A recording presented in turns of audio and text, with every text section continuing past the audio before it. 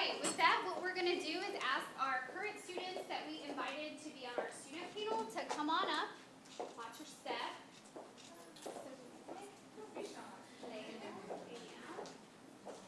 And so what this part of the session is about is we want to make sure that for those of you that have never been in grad school before or have or are from NKU or not from NKU, that you get a good sense of what it's like to study as a graduate student at NKU. So not just studying, but what they're up to outside of the classroom too. And clearly they don't all know each other, they're introducing themselves. So we purposely ask people from different programs for that reason. So for those of you that are streaming online, and we keep referencing that, so we have about 120 people that are live streaming. We have a live video feed. So smile, you're all on camera. We have about 120 people at home. So if you have a question, raise your hand and I'll come to you with the microphone so that they can also hear the question. And just a reminder for our live streamers, if you have a question, either tweet it to @NKU Grad Programs or send an email to Grad, P-R-O-G, @nku.edu and we'll get it answered. All right, with that, students, we'll start with Danielle. Tell us who you are and what program you're in. Sure. So my name is Danielle Natorsky. I am in the Master's of Social Work program entering. Can everyone hear me now? Yeah. Can they hear me now? Great. I'm seeing head nods. That's awesome. So my name is Danielle Natorsky. I am in the Master's of Social Work program and I'm entering into my third year. Graduation's in May, which is exciting. Hello, I'm Nick Ulrich. I'm in the Master's of Industrial Organizational Psychology, and I should be on track to graduate this spring as well. So welcome, my name is Leila Peña, and I'm pursuing a Master's in Integrative Studies. I have a long way to go. I just started last summer. All right, so next question. Tell us what your current work assignment is. Do you work full-time, and if so, where? If you don't, if you're a grad assistant, where do you work? What do you do?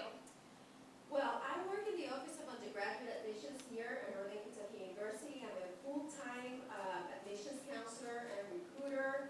I started the program last year. It's been a wonderful experience for me.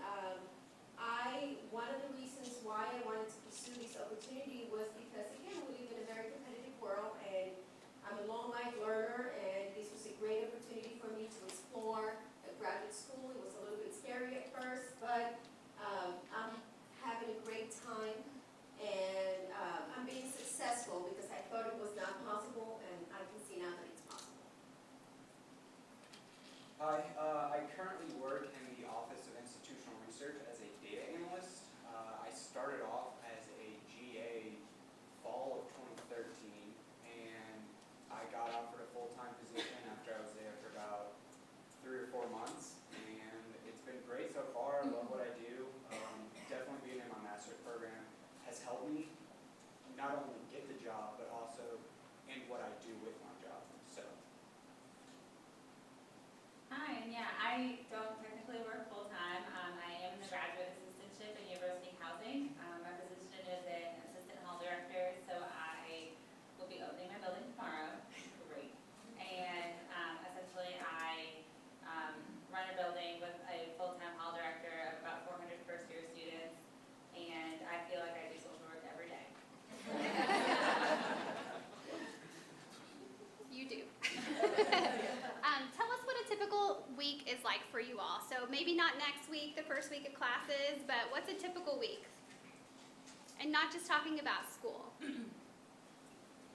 I'll start, I guess. For me, working in university housing and having students there who I work with who literally live there and are there all the time, I have a lot of flexibility with my schedule, which I recognize that not a lot of people do, and so it's really an honor. And so typically my week will go around knowing that I really am a student first, and my assistantship really honors and allows for that. And so I go by what my classes look like. In the social work program, they're all on Mondays and Tuesday nights, and so that allows for a lot of structure, which I appreciate. And then I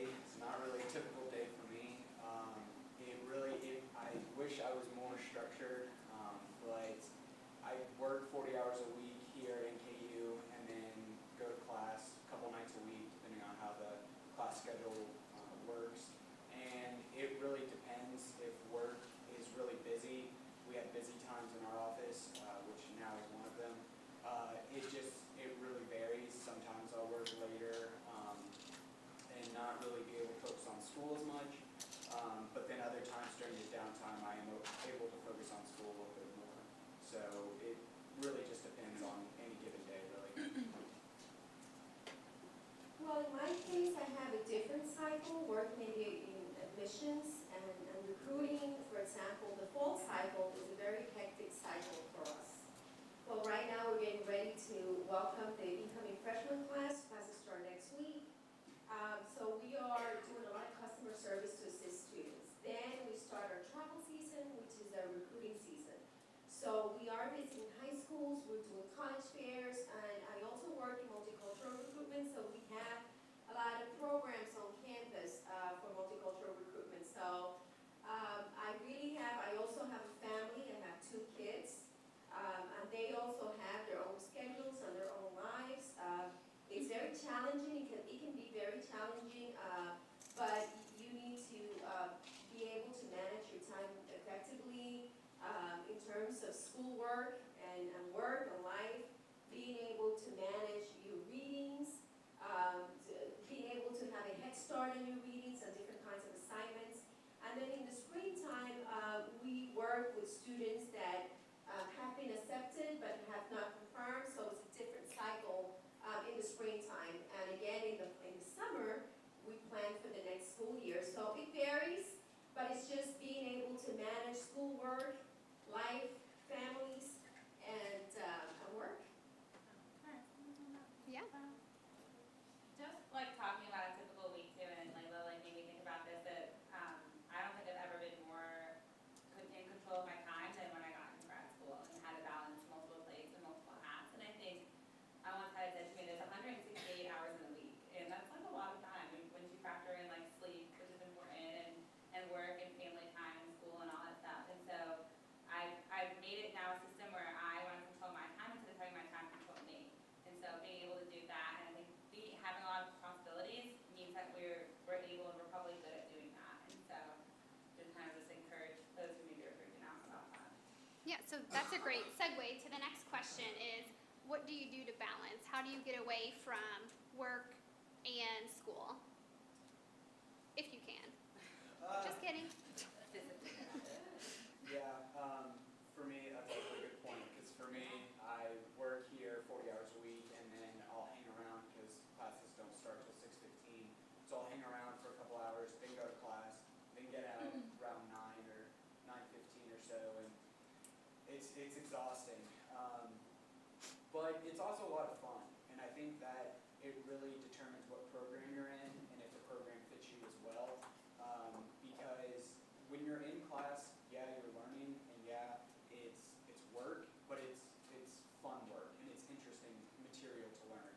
So I kind of take a little bit of break in class because it's stuff that I'm interested in. But as far as outside of class and outside of work, just having a good social network, keeping you really, outgoing, keeping you level-minded, so that you're not constantly stressed and trying to keep up with different work assignments or different homework assignments. In my case, you really have to plan in advance. Outlook is my best friend. Being able to schedule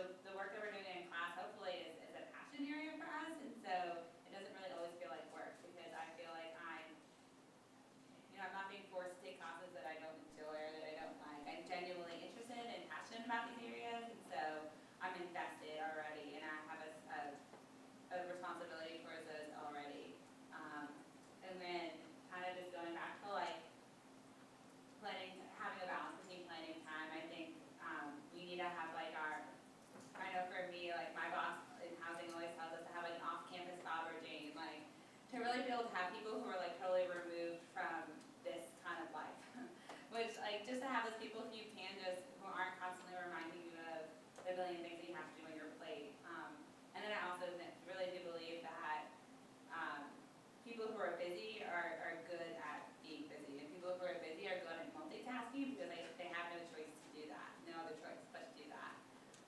So to kind of just, I tell myself that a lot to get through it all. All right, so we're going to switch gears to being in the classroom for a few questions. So tell us what the biggest difference is in terms of work, curriculum from your undergraduate experience, and remind us to where you went for undergrad, just to give some perspective, and then in your graduate experience. Sure, I'll start there.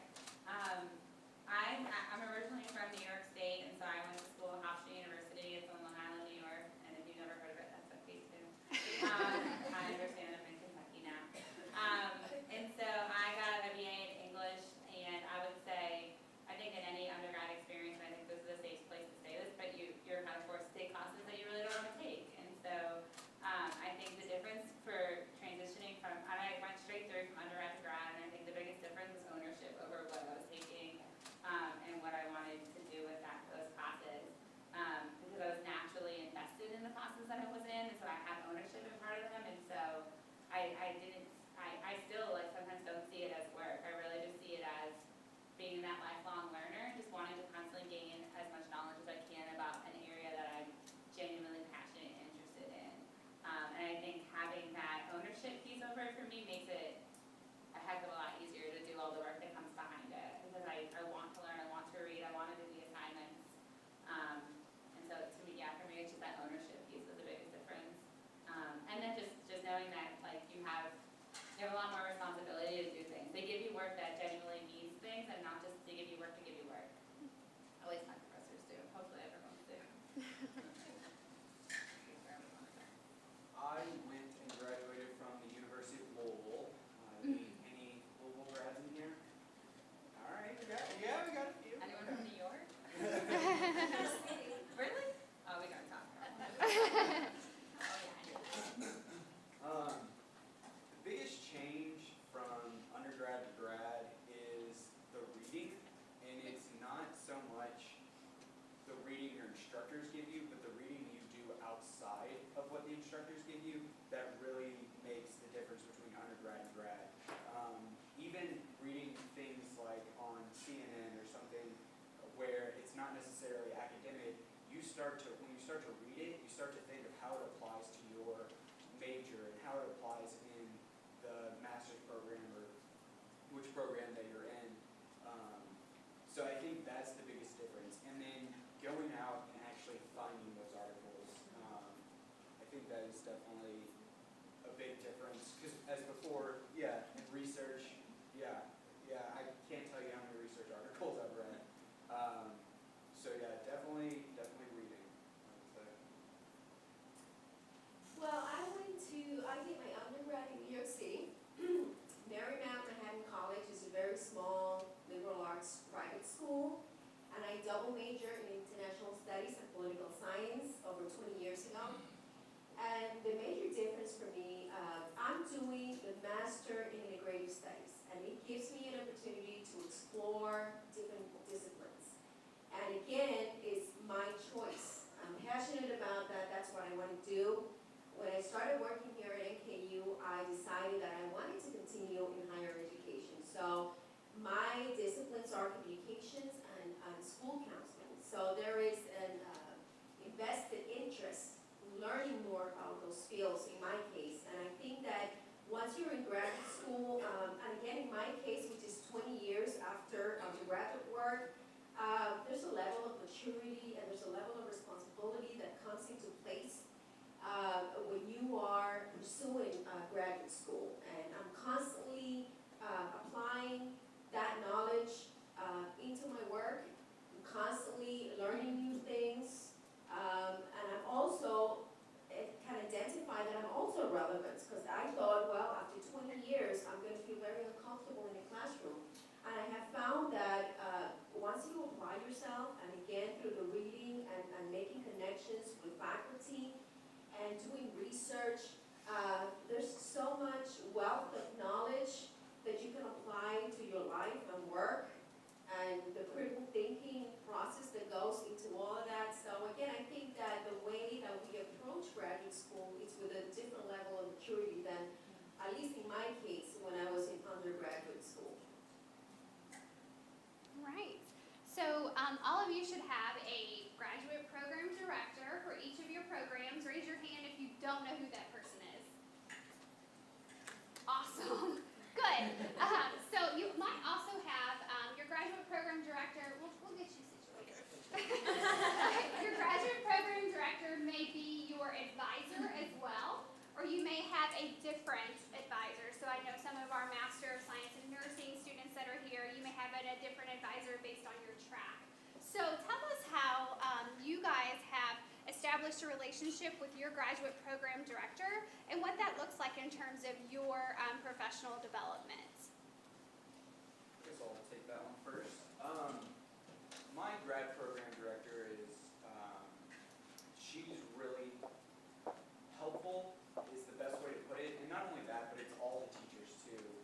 It's not just the program director, it's the other teachers that you take classes with, because they all, it's a community effort, and they really are interested in you first. So even though I do have one grad program director, you really have 3 or 4, depending on how many teachers you have, in my case specifically. Yeah. Well, in my case, I have a new program director that I'm looking forward to working with. But the previous one made sure that I was on the right track in terms of registering for classes, made sure that communication was open, and that she was always available to meet with me. So I really found it very useful to have that open communication. And even for the last semester, it took me a while to register for classes. And when time was passing by, she constantly emailed me or called me to see, checking up on me and see, I've seen that you have not registered. Is there anything that I can do for you? So that kind of personal attention, for me, when you have to work, when you have demanding jobs on lives, it's really important that the advisor and the faculty member is really looking out for you and is looking out for your best interests at heart. So it's been a very positive experience in my case. Yeah, I would say for me, my program director has since changed from when I started the program. So I'm entering year 3 now for the social work program. But when I first started, I would say that was someone who had the biggest impact for me even deciding to come here, really. I came straight from New York, and so she worked immensely hard at getting me to, possibly do some Skype interviews for my program.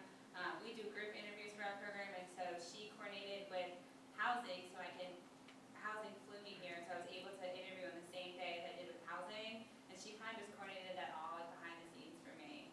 And she coordinated me to have a group interview just like every other applicant to have the same playing ground, and so I was really touched and impacted. I even traveled here months before that, and she met with me for 45 minutes just to talk about my application and talk about the program and some of those first steps. So when I was in this seat, I felt like I had already had established such a great connection and rapport with my program director that I felt like I could call not only NKU, but the social work program at home and a really safe and positive place. And so I never, I think, felt more like a real person than when they had the social work program had welcomed me in.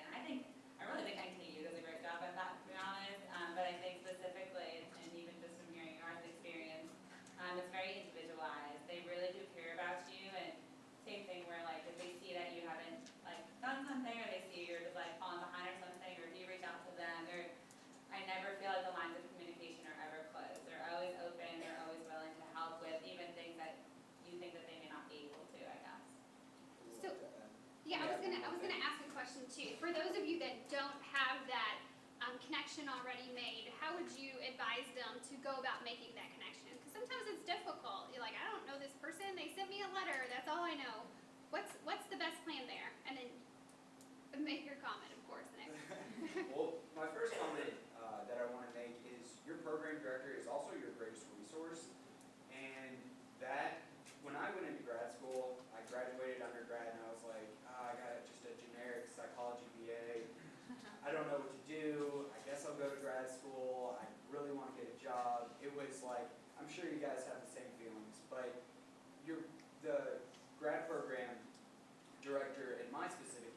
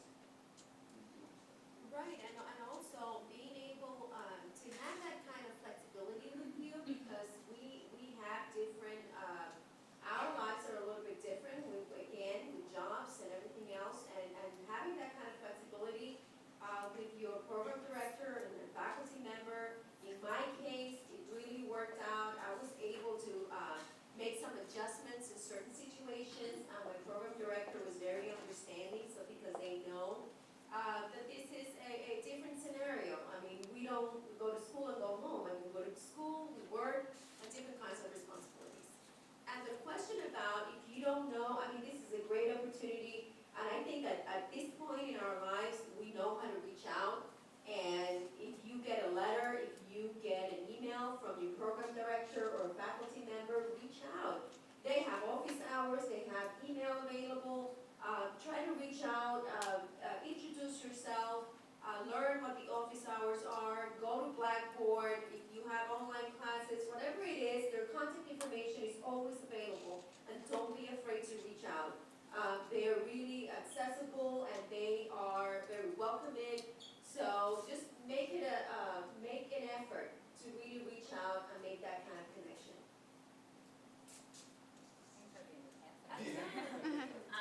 Yeah, I would say that definitely just reach out. I think one thing to like remember, because I think maybe why we like hesitate to reach out sometimes is that we think that there's this like great divide between like us and them, and I think what's important to remember, and I don't think I realized this until after I was in it, but it was they really see you as a colleague, to be honest. I would say that all of our faculty, and yeah, great agreement, great, I'm not speaking crazy.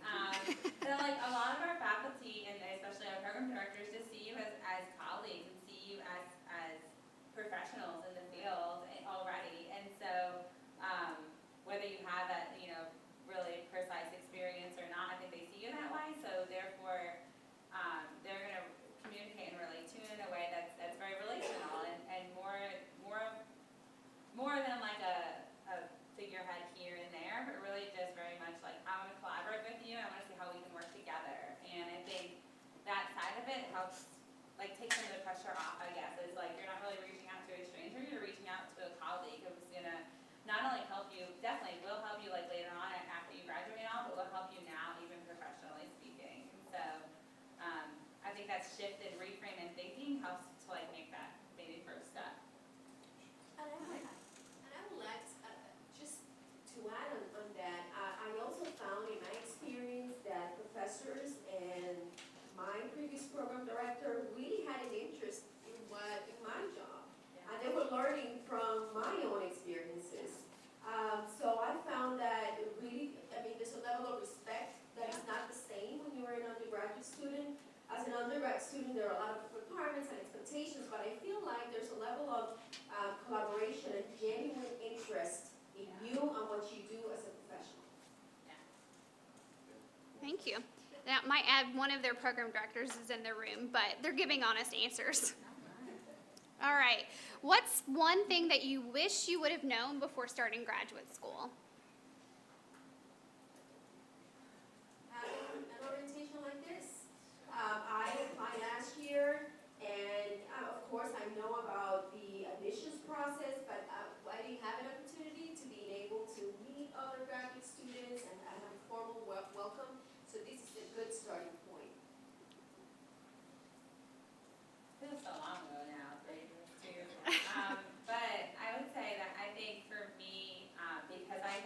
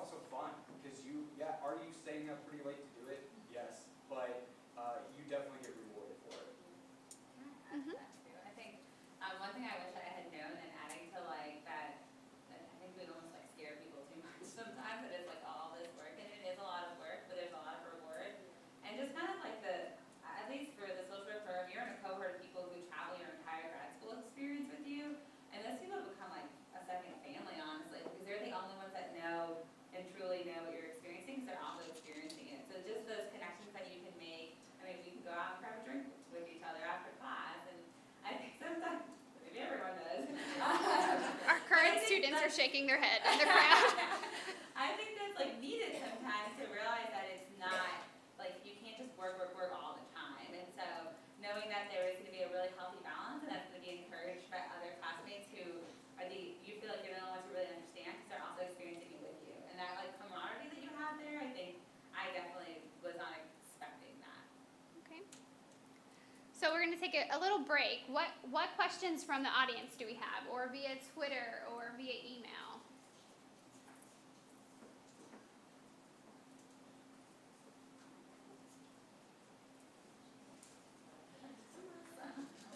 Okay.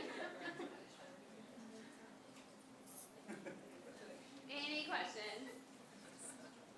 Okay, well, I'll just keep questioning you guys then.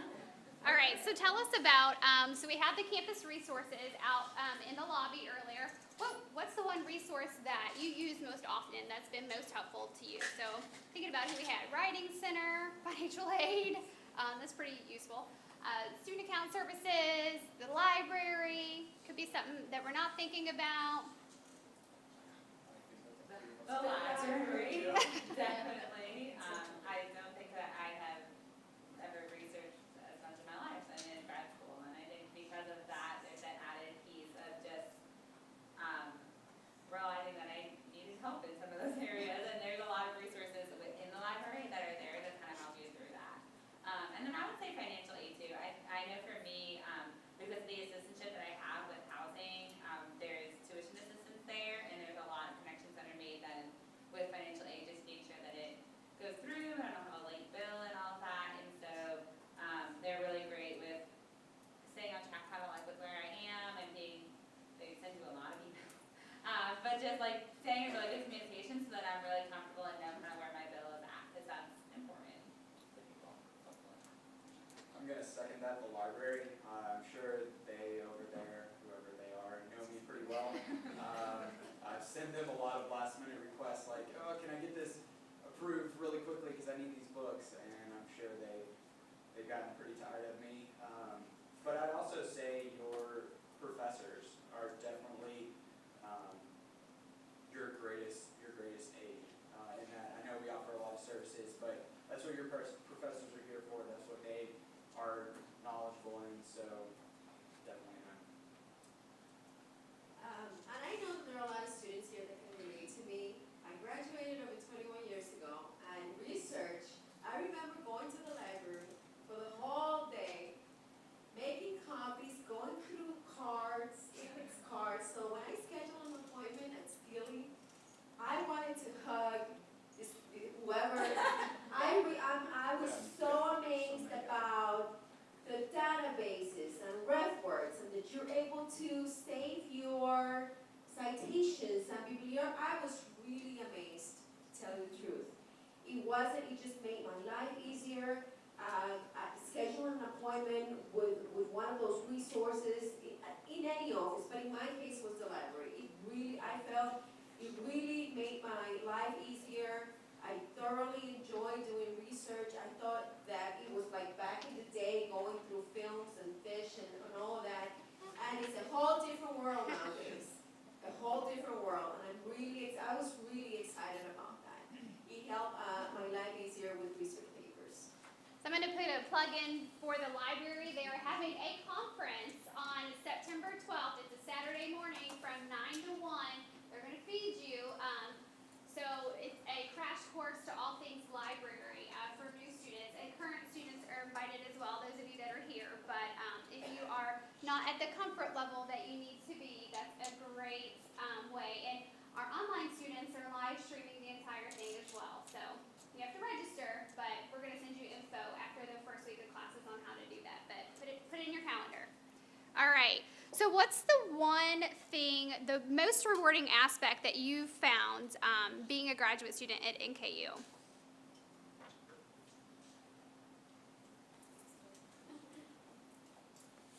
Well, in my case, there's a lot of hesitation when you don't pursue graduate school right away, right after doing your undergrad. You go into the work field, and sometimes you don't feel like you're relevant. So in terms of knowledge and skills. So when I first started last year, I felt like I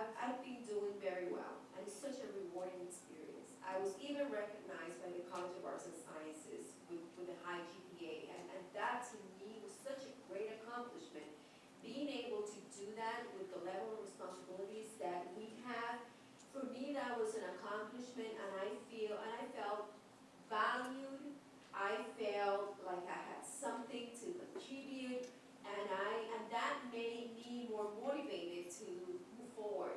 So being able to know that I'm capable of doing it, that you can have fun, and that you're doing it because of your choice, and that you're pursuing disciplines that you're passionate about, and that you're making this your personal choice, and you need to own it and be empowered by that. So in my case, it's just been a wonderful experience. I'm very motivated to move forward. And again, I mean, I started class, I have a different pace. I'm taking one class at a time because of different commitments. But that's my pace, and it has worked for me, and I am very excited about the rest of my program. I would say the most rewarding thing is seeing your efforts actually pay off in the end. And I'll tell a quick story, and this will prove to you that your professors actually do know what they're talking about. But we had a course where we had to develop a survey for a psychological construct, and my group actually did burnout. And we had a semester, so about 3 months, to be able to develop it, validate it, and then submit it to different conferences. And there were a lot of long nights working on that. There was a lot of frustrations, and definitely a lot of butting of heads of different group members. But once it all came together, and once, Dr. Moberg, who's sitting in the back, he is awesome, and he led us through it. And you get to see, and like I mentioned before, we got accepted to, our research got accepted to APS in New York in May, and we actually got an honorary research award for it. So, yeah, just seeing your hard work does pay off. It doesn't even, you might get an A in the course, you might get a B+ in the course, but in one way or another, it will pay off. Yeah, I would say that I've had so many moments where I've had that payoff experience and then was able to think back retrospectively, wow, I really wouldn't have known that had that been for that course, or I wouldn't have known this had that been for this, 2 years in grad school. And so I think having so many of those experiences and being able to really reflect on and look at the growth that I've had, and really multifaceted growth, it's been in so many areas of my life because of my experience here at NKU and in the graduate program. It's just even as I was sitting here thinking about it, I was like, wow, that's really awesome. And I would say just that practical experience. So whether it's whether you're entering into a practicum or an internship, or you're able to submit to conferences and all those things, I think those are real life tangible things we're able to bring outside of the classroom, and that, at least for me, being a very experiential learner, that to me is where I feel like I'm getting most for your buck in a way. I feel like I'm getting the most out of that experience, because I'm able to really take what I've learned and bring it out to for me real people that I'm working with, or real clients, or real experiences, and I think that's where I find the most reward. And so I love that. I think a lot of programs here really offer that kind of opportunity for that hands-on learning. All right, new students, any questions for our panelists? All right, team, parting words? It's gonna be okay. First of all, it's hard. You probably shouldn't give me a mic for too long, guys. But I kind of wear this about I guess, and I guess I just want to say there's a lot going on right now. I think in this time of year, just at the university, I think just in people's lives in general, this season of the year is very busy, and so just to kind of remember that it's gonna be okay, and you're here for